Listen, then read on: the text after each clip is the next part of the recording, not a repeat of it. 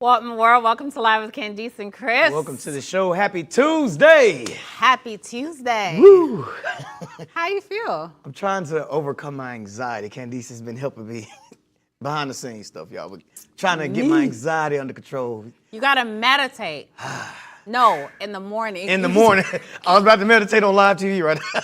You gotta meditate in the morning. You need to come with me to a meditation class. I really want to do it. I keep inviting you. I really and you do. told me you were gonna do it. I want to do it. And We're supposed to do that haven't, and vision boards, remember? Yeah, but you gotta do one or the other. All right, we're going to start with the meditation we could do, because I do that every day. Okay. So that one you could do, I need and then to- we'll catch up with the board. Sometimes your mind gets to racing too much and I can't Not get a grip on sometimes. it all the time for me. So I need to move Yeah, sides. because you learn to master your thoughts. Yeah. And it's really important. Yeah, that's my goal. Block out the negativity. Yes. You don't even see it. You're like, I just feel it.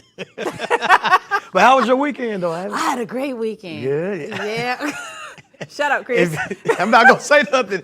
If you're a follower, Candice, go Shut look up, at the So let's go, friend, pop out. Listen, it's a new year. It's a lot going on. Hey, I love it. It's I a love lot to going see on. it. God is good. That's all I can say. Hey, I love to see it. But you too. You look good. I like your. You look like you popping out. Not in the right way. You look strong. I need to get back in the gym. That's a whole nother show. It's a whole nother show right there. Oh my God. But we're back in the saddle with a whole lot of news, a lot of things to cover. So, but as you know, we'll start with the breakdown. Let's get into it. Neo-Nazis have taken over Nashville, Tennessee. They were seen walking downtown this weekend in broad daylight with their swastikas, their black outfits on, and why, nobody knows. But supposedly it's a peaceful protest, but I don't see what's peaceful against hate speech. It really doesn't make any sense. And this is actually a new group that actually was founded in 2021, and they're called the Blood Tribe. It was from a former Marine, Christopher Polis. So the fact that they were out there in broad daylight and they were so brazen about it, it really ought to tell you the times that we're actually living in. But they were met by other protesters and they quickly left. You know what? And I lived in Nashville for 10 years, and they've ranked it as one of the top places to live. Look at them, man. this. It's in broad daylight. But I've always said Nashville it's a beautiful city. It's a lot of stuff economically, but it is a racist town, and this is right here. Well, in broad. I see that. You can see that. But that's the thing that's weird to me. So, and you can tell me if I'm tripping or not, Cam. But why is it when a black person does something that is anti-Semitic, it's all hell breaks loose, but then these white people can protest in broad daylight with swastikas? How much more anti-Semitic? Because we talked about Claudine Gay, the president of Harvard, who had to resign after being interrogated during a council meeting. And all she said was, we have the freedom of speech. But they can protest with swastikas in broad daylight and like. But here is where it becomes really ironic. So they're protesting in broad daylight. Why do you have a mask on? If you were so proud of what you stand for, whether it's racism, it's white supremacy, show your face. Yeah. Show people that you mean it. Why would you have on mask? To me, that's, I hate to say coward, but at the end of the day, that's what you've shown. If you're not showing anyone anything, who is actually going to look at this and say, yeah, I want to be a part of this righteous group? You know what I mean? So it doesn't make any sense. And the fact is also, they like to disrupt a lot of events, especially LGBTQ events. And I didn't know this either. LGBTQ events there have readings, there's storybook time with kids. I think it's like a drag queen reading. Is that what it is? Is that a bad word? Well, yeah, I mean, it's a drag queen. Yeah, drag queen. Yeah, wear a dress on lipstick. Yeah, the drag queens read to the kids, and they showed up, and yeah. So it's just unfortunate that this is happening in broad daylight. But the fact that they represent hate is what baffles me. It's not as if a group of people are just protesting. This is hate. And it reminds me of another white supremacist group that likes to show up with masks on, KKK. Could these be some of the same people that's in it? I don't know, but. Like I said, it just seems to be a double standard when black people say something or does something that's anti-Semitic, and then we can do this, and it's like, had we not been covering it, would it really be talked about on the news today? Probably not. Well, I mean, it was like, all over social media this weekend. But you know what? This is what they do. They want to bring attention to themselves. They want to say, "Oh, look at us," and we're doing just that. But It's unfortunate. Yep. That's all you can say. Take my It's word. unfortunate, y'all. That is my word. Yeah, we at the same time. We on the same page. And none of those you guys. Speaking of unfortunate, this is not a laughing matter. This is serious. Oh. A Wisconsin man is accused of killing his manager over a $7,000 inheritance check. So 31-year-old Kevon Ingram was arrested in connection with the murder of 55-year-old Pizza Hut manager Alexander Stengel. Now, police were called to the scene after a body was discovered in the dumpster behind the Pizza Hut, where they found the trail of blood that led back to the restaurant. On February 3rd, Stengel cashed a $7,000 inheritance check and showed a large roll of cash to several employees, including Ingram. After surveillance footage was revealed, it was shown that he was there at the time of the murder. So it's just an unfortunate series of events. But that was dumb. I'm sorry. Condolences to the family, but you don't show people a $7,000 wad of cash from an inheritance and not think that nobody's gonna think. You can't trust anybody, at least. I don't think nobody's gonna murder me for it. What? First of all, yes, you're right. Don't show it around. You're right. You're right. But they work together. Here's what gets me. Mm-hmm. So he told his girlfriend about his idea to actually shoot him and shoot him in the head because it would be a lot more quiet and nobody is gonna hear. Because he had a silencer. Why the girlfriend not in jail with him? Well, I would. Why? Where should they? Why would they? Because she Where should cooperated. they? Because she Where cooperated. should they? You think the girlfriend should have been arrested? She fell lock up too. Because that means you had a whole conversation with her about shooting this man in his head. To the point that you two could talk about what was going to be quiet, lock her up. Because at that point, if it was mine and he come and you know he's serious. That's the thing. Did she know he was serious though, Ken? You know your boyfriend. You know your boyfriend. Don't do that. She, you know when you dealing with crazy. She might, maybe he might have been the type just to talk crazy like that all the time. No. Maybe she didn't think he was really serious. But No. I mean, he said that he had a silencer so nobody would hear it. But that was a whole conversation. That was a whole conversation. Why are you having a conversation with your boyfriend about a silencer? What did you say? Oh yeah, babe, that's a good idea. I would have hoped she would have just probably. I would imagine she probably just, oh, you crazy. Lock her up. You think she should be? I don't know, Cam. Lock her up. I don't know. But condolences to the manager and his family. But yeah, definitely. We got to move smarter, y'all. I'm sorry, people are desperate. You can't just show 7,000 cash. I wouldn't trust some of my own family members to put that in front of them. Sorry, family, but yeah, I wouldn't. Some of them I wouldn't. I don't know. What a wretched family you are, Some of the other cousins, you know, not my immediate. That's the other side of the other side of the family. Well, we got to move on. So this story is horrifying. So as a mom, you know, your kids get sick, you take them to the urgent care or you take them to the hospital. Well, Jocelyn Sanders did just that. Her little Josiah, 2 years old, had what I would say is an allergic reaction. Mom thinks it was to soap. So she took him to the hospital because his feet started to swell up and he started to get the rashes. But the doctor at the hospital wanted to give the baby chlamydicide. Oh Lord, chlamydicide. Yeah. So at that time, we know that drug is an extremely strong drug, which is usually used for pneumonia, strep throat. So it's really strong. And in a case where the baby is actually allergic, you wouldn't give the baby that type of drug. But mom said she refused. She was leaving the hospital because she was going to take the baby to the pediatrician, which she did. Yeah. Not to actually think that the next day CPS was at her house to pick up her son. Now the baby will be transferred as of today to an actual group home. And this is disgusting. They need to give mom back the baby. Well, kudos to mom for even researching the medication instead of just giving it to her baby like a lot of people do. But so according to the paperwork from the CPS. And I'm sorry, it's clindamycin, me and my clindamycin. You did better than me. You did better than me because I would have messed it up. Clindamycin. So according to the paperwork, it was also apparently signs of being malnutrition, but the mom said that the baby had some sort of a feeding issue with the feet. So I don't know if she should have disclosed that to the hospital. It doesn't matter. But wouldn't it have been in the paperwork? It doesn't matter because here's the thing.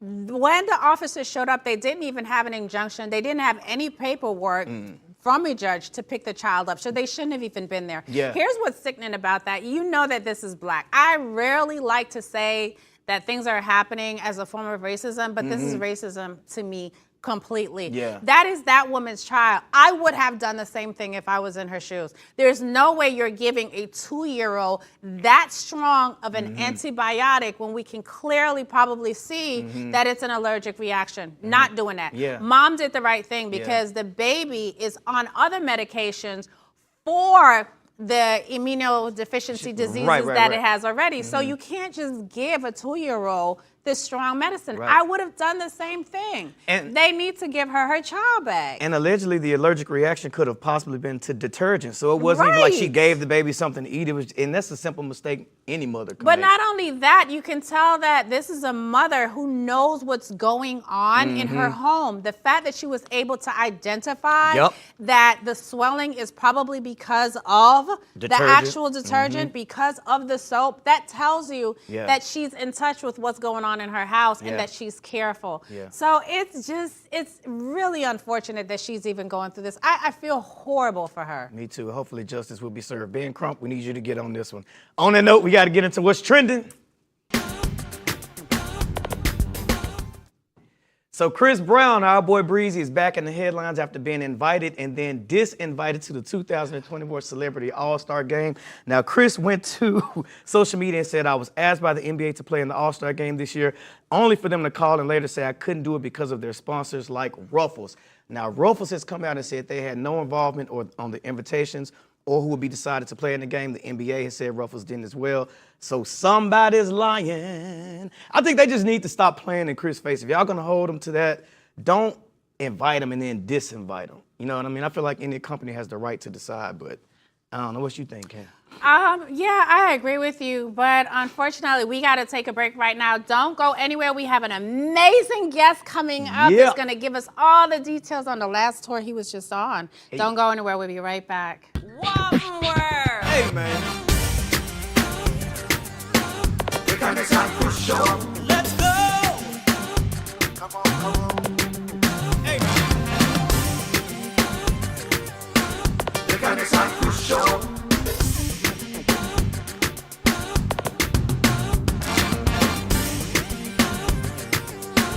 The Candice Kris Show.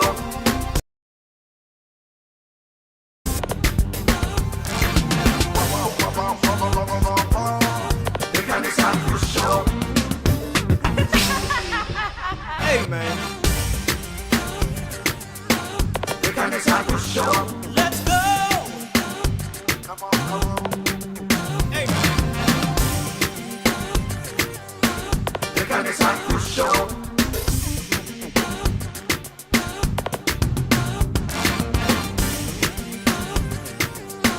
The Candice Kris Show.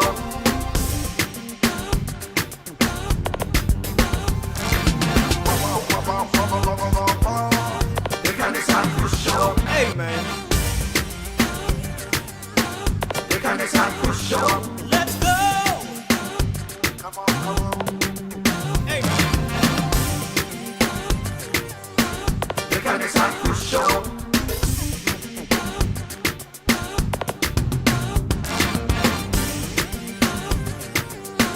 The Candice Kris Show.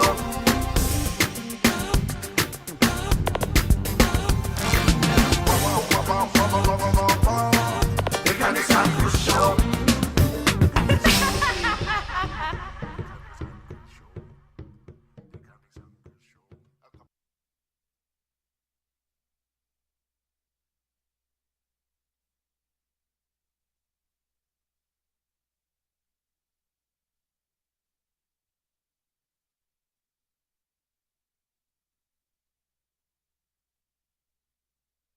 Welcome back to the show. You're just in time for Unfiltered. So today's guest is a nationally recognized creative director whose clients range from Sony Records to Disney, and his work has even been featured in Vogue magazine.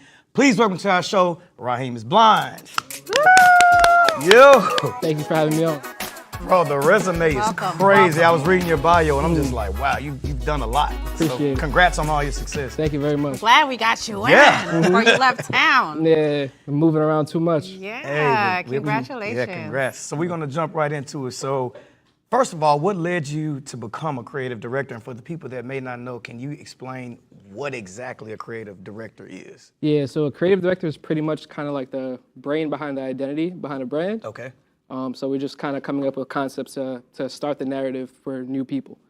I've been doing art since like elementary school when I was in New York, and I kind of just always test different things. I always try different things and just kept going until it worked eventually.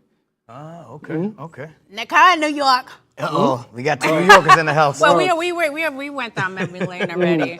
Yeah. So you work with so many different brands and so many celebrities. What's that creative process like? Because you have to be able to switch it up for different artists, different genres. Some may be here, some may be really weird out. How does that happen? The first thing you gotta do is really be a fan of everything. Oh, okay. That's good. Really just kind of study and just like figure out why they did this, when they did this. Right. And then once you have all of that like library in your head, you could kind of just categorize it for whatever project you like comes to your desk, you know what I mean? I like So that. it's just trying things out, being a fan, and just, you know what I mean, just doing what you see. You a fan of me? Yeah. Okay, good. Okay, that works. So you have to find something you like about everything, basically. Well, we already went. as much as possible. Yes, we already went down the list because the clothing brand is out of this world, but we'll appreciate get you. into Thank you very that. much. Yeah. So can you share a project that challenged you the most creatively, that you had to really dig in and you know what I mean? Yeah, so I did a tour, I think back in 2019. It was a tour pretty much where I had full creative control of just stage design. So I designed the stage, I designed all the background visuals, and it was kind of interactive for like the fans that came to see the show. I did the lighting. I did from top to bottom, even the album art and like the concept behind the album. That's awesome. So I did everything from top to bottom, and I was kind of just translating the entire album and the story to the people. That was the hardest because I had to do like pretty much every sensory I know to put into that project. Can you say the artist? The artist Lil Mosey. Oh, Okay, So, okay. so do you have to know like the technical slang of lighting, or can you just say make this pink and this blue, or how does it? Yes, but you have to know like the tempo and all that type of stuff too. Okay. So it's like there's a little bit of jargon that I need to know. I don't need to know how to set up the Right, that stuff, was my question. Yeah. But LED walls, I would need to know how to set up to a certain extent. Like the stage design, you make by hand, and you kind of That's know how to awesome. put it up. You know what I mean? Like you have to know some technical stuff before you can really jump into it, because you have to be able to translate it to a team. Okay, I get you. So you literally just came off tour. Yeah. Like days ago Yeah, with SZA. 4 days ago. Oh no, So- the SZA tour was a little bit. I went with David. I just got off with David, but we did the SZA tour like 2 months ago. Okay, well, it was back to back, and you're going again. Yeah. So walk us through getting that project to actual completion. What does that look like for you? So when I'm on tour, I'm like a tour videographer, photographer, and Okay. obviously I design like the merchandise and background visuals while I move around. Okay. So it's just pretty much moving, fast paced, day to day. Like Okay. you gotta fly, wake up, fly, get to the festival, do your thing, you know what I mean? And then I have to document the entire festival. Then I have Wow. to document the artists on stage, and then I'll stay behind and just like meet other artists and managers Right. and stuff like that too. So it's very fast paced. It's cool. Something I love though. So And it's that's worth how it. you probably get booked that way too, Yeah, right? of course. You meet people, shake Yeah. hands, and you show them your work. That's awesome. So that means your days are long. Then you have some Very long. very long, early Very long mornings and days. late nights. Yeah. Very tiring. Yeah. Okay. But it's love. So what are some trends that you see emerging in the creative industry, and how do you adapt to those? So the trends in the creative industry right now it's kind of it's been the same. If you're like an internet fan, if you've been like an internet nerd your whole life, it's the same thing, just everything faster paced. You know what I mean? So it's like you just have to pick up the tempo. You have to figure out ways to tell your story to the people just quicker. You know what I mean? So it's a curve around it was just to collaborate with other people, like-minded people. So as technology advances, you have to keep up with it. What would you tell someone that's getting into creative directing? They're just starting out, they're ambitious, they're ready to roll. What advice would you give them? Learn everything that comes across you, even if it makes you uncomfortable, even if you don't really like it too much, and Right. obviously look into the stuff that you really love. Okay. That's the key to really keeping it pushing. Right. Like that's the key to just learn as much as possible. Okay. Yeah, people try to skip that step and just hire a bunch of people. Like it doesn't work that way. And it means you really got to learn. That makes sense. So I would imagine working with artists, it can be kind of a sensitive thing, and I'm sure they have some feedback that's good and not good sometimes. Yeah. How do you handle that criticism and incorporate that into? So with luckily for me, I found artists while I was in college, and I've worked with them super like before they're famous, honestly. So like I help with like the marketing and like just like getting them, but I just help all around plus the creative stuff. So it's like when we work together, I kind of learn them as a brand, and once you learn them as a brand, it's easier to make stuff that they always like. So it's like, you know what I mean? It's once you just know what they like, it's easy. So pretty much like when you're doing the thing where you're just chasing after every artist that comes around, you don't know what they like, and you have your own style, and sometimes it doesn't fit.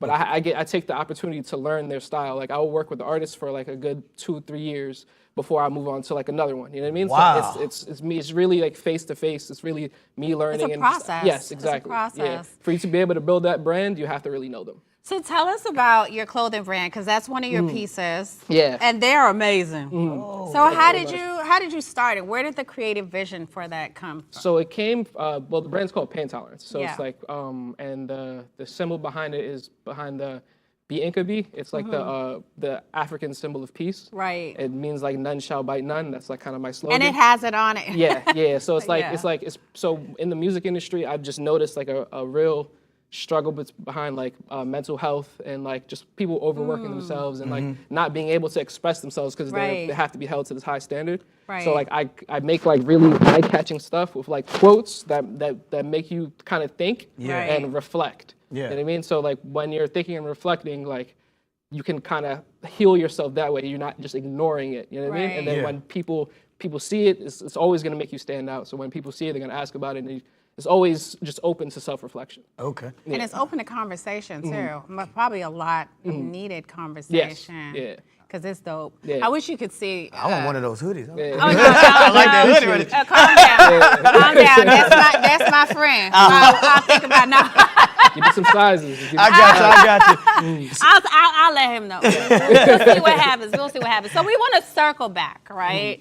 So I'm sure you hear about the Chris Brown. He was invited to play at the NBA Celebrity All-Star Game, and then all of a sudden they said no, and he thinks it's Ruffles, but the reality is it's 47 different brands that actually sponsor the game. What do you feel about that? Do you feel that people should like just let him be, like he's paid his time? How do you feel? Things are very sensitive for different people. Right. So I feel like everybody has a right to their opinion and how they Right. feel, especially with the brand they built like since the ground up. Yeah. I do think they should give him a solid answer on why and actually talk to him. You know what I mean? Like so he understands. And I think that's like the best thing for that situation, honestly. Yeah. And what I find interesting too. So if you look at different, it's sad, but I do feel it's a black thing. And I hate to pull the black card because you have a lot of different actors that have done the same thing. Let's look at Sean Penn. He's paid 33 days in prison for assaulting his wife. He's still back on top. He's still doing his thing. You have Christian Slater, served 59 days in prison for actually doing the same thing, and possession of battery and assault. He's still on top. Let's not talk about Chad Okosenko. Ochikuchi. So we know how that played out publicly, right, with his ex Evelyn Lozada. Yeah. Okay, and he's back on top. He's on social media with Shay Shay doing videos. So why is it okay that we excuse some, we give them a pass, but we don't give a great entertainer as Chris Brown that same, not even a pass, but forgiveness? Because how do people learn? How do you learn? I don't know. I don't think it's all just the Rihanna thing, though.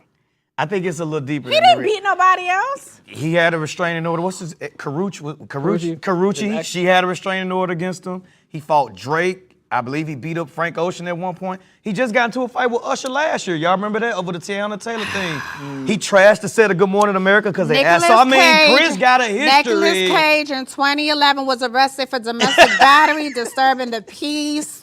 He has pushed his wife outside of the tattoo shop in the middle of public. Okay, we can go on. I'm just saying that other people have done the same thing. Why are we giving them a pass and not giving Chris? Not pass, but forgiveness is the better word. Personally, I couldn't even answer that question.